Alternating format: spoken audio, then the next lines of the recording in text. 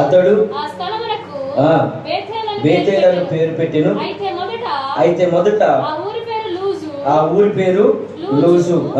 అప్పుడు యాకోబు అదిగో ఇక్కడ నుంచి నేను తిరిగి నా తండ్రి ఇంటికి క్షేమముగా వచ్చినట్లు అదుగో ఇక్కడ అడుగుతున్నాడు, నీవు నాకు తోడయుంటే అని ప్రమాణం. దేవుడు నాకు తోడయుండి నేను వెళుచున్న ఈ మార్గములో నన్ను కాపాడి తినుటకు ఆహారమును ధరించుకున్నట్టు వస్త్రములను నాకు దయచేసినడలా యెహోవా నాకు దేవుడయుండును.